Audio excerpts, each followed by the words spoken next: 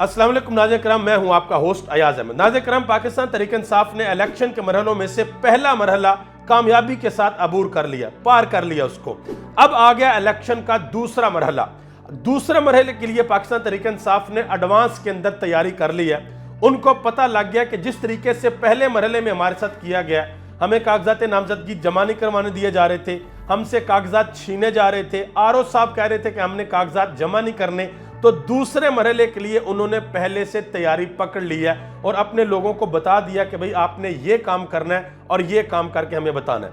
अब दूसरा मरहला क्या है? दूसरा मरहला ये है कि जो कागजात नामजदगी जमा हुए हैं उनकी तस्दीक की जाएगी और उसके लिए जो तजवीज़ कानूनदा है और जो तस्दीक कानूनदा है वो बड़े अहम है। अगर वो गायब हो जाते हैं या उनको गिरफ्तार कर लिया जाता है तो कागजात नामजदगी मुस्तरद हो सकते हैं। तो पाकिस्तान तहरीक-ए-इंसाफ की तरफ से ये इंस्ट्रक्शन दे दी गई हैं कि हर उम्मीदवार एक काम करे। वो काम क्या करे?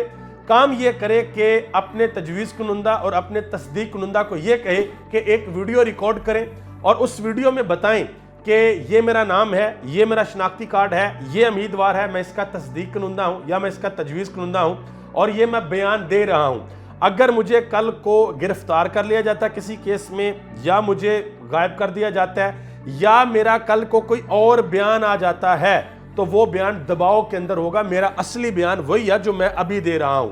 यह पाकिस्तान तहरीक-ए-इंसाफ ने अपनी स्ट्रेटजी अब रख ली है।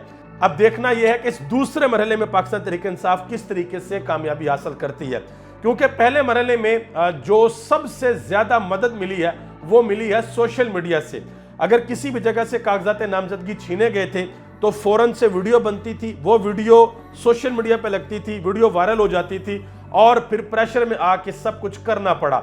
उस्मान डार की वालदा, उनकी वीडियो वायरल हुई और उनके कागजात नामजदगी जमा करने पड़े। परवेज लाही की अहलिया की वीडियो वायरल हुई, उसके अलावा शेख इम्तियाज की अहलिया की वीडियो वायरल हुई और सलमान अकरम राजा खुद जाके उनके कागजात नामजदगी जमा करवा के आए। तो इसलिए अब यह फैसला किया गया कि ये वीडियोस पहले से रिकॉर्ड कर ली जाएंगी। अगर किसी को गिरफ्तार किया गया या किसी का बयान आ गया बाद में, तो फिर वो वीडियोस जो है वो अदालत के अंदर पेश कर दी जाएंगी। आगे आज एक और खबर है, अफसोसनाक खबर है। वो खबर ये है कि इमरान खान के मामू जावेद जमान वो इंतकाल कर गए हैं, अल्लाह को प्यारे हो गए हैं और गालिबन उनकी जो नमाज जनाजा है वो जमान पार्क के अंदर अदा की जाएगी। और ज़राए के मुताबिक फैमिली ने भी ये रिक्वेस्ट की है और पार्टी सतह पर भी हुकूमत पाकिस्तान से ये रिक्वेस्ट की जाएगी कि इमरान खान को ये इजाज़त दी जाए कि वो अपने मामू के जनाजे के अंदर शिरकत कर सकें। अब देखना ये है कि इमरान खान को इजाज़त दी जाती है या नहीं दी जाती। आगे आ जाए जी। पाकिस्तान के अंदर जो तीन बड़ी पॉलिटिकल पार्टीज हैं, पाकिस्तान तहरीक-ए-इंसाफ, पाकिस्तान मुस्लिम लीग नून और पीपल्स पार्टी, इनके कितने कितने उम्मीदवारों ने कागजात नामजदगी जमा करवाए हैं वो मैं आपके सामने रखने लगा हूँ। सबसे ज्यादा उम्मीदवार हैं पाकिस्तान तहरीक-ए-इंसाफ के 859 नशस्तों पर 2434 लोगों ने कागजात नामजदगी जमा करवाए हैं। मुस्लिम लीग नून के 2134 लोगों ने उम्मीदवारों ने अपने कागजात नामजदगी जमा करवाए हैं और पीपल्स पार्टी के 1651 लोगों ने अपने कागजात नामजदगी जमा करवाए हैं। अली मोहम्मद खान साहब ने एक बड़ा अहम बयान दिया। उन्होंने कहा जी इंशाल्लाह 8 फरवरी के इंतखाबात में खिलाड़ियों के साथ साथ बल्ला और कप्तान भी मैदान के अंदर होगा। अब बल्ला, पहला मरहला तो बल्ले का है, अब देखना है कि अदालत से बल्ला वापस मिलता है नहीं मिलता। और फिर दूसरा मरहला यह है कि कप्तान जो है वो मैदान के अंदर हो, और अगर कप्तान मैदान के अंदर आते हैं तो इसका मतलब है कि कप्तान फिर बड़ी जारहाना इनिंग खेलने के मोड में है। फिर चाहे पंजाब हो, केपी के हो, सिंध हो, बलूचिस्तान हो, फिर किसी भी जगह से कप्तान जो है वो डिफेंसिव मोड के अंदर नहीं खेलेंगे, बल्कि आपको अटैकिंग गेम नजर आएगी कि भाई अब चढ़ के खेलना है। आगे आ जाए जी।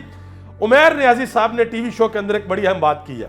उन्होंने कहा जी ये जो लोग हैं पीएमएलएन वाले और पीपल्स पार्टी वाले, इन लोगों को अंदाजा ही नहीं है कि ग्राउंड के ऊपर इस वक्त क्या सूरत हाल है। उन्होंने कहा कि पाकिस्तान तहरीक-ए-इंसाफ को शिकस्त देना इस वक्त मुश्किल नहीं बल्कि नामुमकिन है। उन्होंने कहा कि इस वक्त जो हालात बन चुके हैं, आप देखिएगा कि इलेक्शन से 2 दिन पहले ये लोग यहां से भाग जाएंगे। देखना यह है कि इलेक्शन के ऊपर अब सबसे बड़ा काम यह है कि इलेक्शन के करीब कैसे पहुंचा जाएगा। जो सबसे पहला प्रोसेस होता है कागजात नामजदगी का, उसी के ऊपर बहुत बड़ा तमाशा इस मुल्क के अंदर लगा है। बहरहाल कुछ और लोग भी हैं, बड़े सियासतदान है पाकिस्तान के अंदर, जिन्होंने कागजात नामजदगी जमा नहीं करवाए। उसमें फैसल वोडा शामिल है, असद उमर शामिल है, चौधरी सरवर, चौधरी शुजात, शाद खान अब्बासी, मुफ्ता इस्माइल, नैयर बुखारी, आसफा भुट्टो, इन्होंने कागजात नामजदगी इलेक्शन के लिए जमा नहीं करवाए।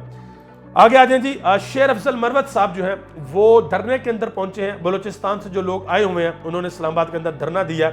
महारंग बलोच इस तहरीक को लीड कर रही हैं, उनसे मुलाकात की है और मुलाकात करके ये कहा है कि हम आपके साथ हैं और आपकी हर मुमकिन मदद करने को तैयार हैं। आपके जो मिसिंग लोग हैं आप उनकी लिस्ट बनाएं और हमें उनके नाम दें, हम आपकी मदद करेंगे। केस भी लड़ना पड़ा तो हम आपके लिए केस लड़ेंगे। आगे आ जाएं जी, पंजाब के अंदर जो चीफ इलेक्शन कमिश्नर है उनका नाम है सईद गुल। उन्होंने एक बड़ी अहम चार्ज शीट तकरीबन बना दी है। ये औरिया मकबूल जान ने उसके ऊपर ट्वीट किया, मैं ट्वीट आपके सामने रखता हूं। उन्होंने कहा कि chief election commissioner Sikandar Sultan Raja को तो ख्याल ना आया, लेकिन इलेक्शन कमिश्नर पंजाब सईद गुल ने चीफ सेक्रेटरी पंजाब को एक मुकम्मल चार्ज शीट थमा दी है। ये चार्ज शीट पंजाब भर के अब तक के इलेक्शन की कार्रवाई को कलादम करार देने के लिए काफी है अगर सईद गुल का शुमार लापता अफराद के अंदर ना हो गया। उन्होंने सारा कुछ लिख के भेज दिया कि भाई किस तरीके से जो इलेक्शन प्रोसेस है उसको नुकसान पहुंचाने की कोशिश की जा रही है। अब दुआ करें अल्लाह ताला इस मुल्क पर अपना खास फजल और करम फरमाए और इलेक्शन जो है वो अमन व अमान की सूरत हाल के अंदर इस मुल्क के अंदर हो जाए। पाकिस्तान के करोड़ों लोग, तकरीबन 12 करोड़ वोटर इस इलेक्शन प्रोसेस के अंदर हिस्सा लेगा। अरबों रुपया कौम का इस इलेक्शन के ऊपर लगेगा। मेरा और आपका पैसा, हमारे टैक्सों का पैसा, अरबों रुपया वो इसके ऊपर लगेगा। तो दुआ करें कि अमन, अमान, सलामती और सबसे बड़ी ये दुआ करें कि साफ और शफाफ इंतखाबात हों। जिसको कौम लाना चाहती है वो आए और आकर वो भाग दौड़ संभाले। आप सबका बहुत बहुत शुक्रिया। पाकिस्तान जिंदाबाद, पाकिस्तान के अवाम और पाकिस्तान के इदारे पाइंदाबाद।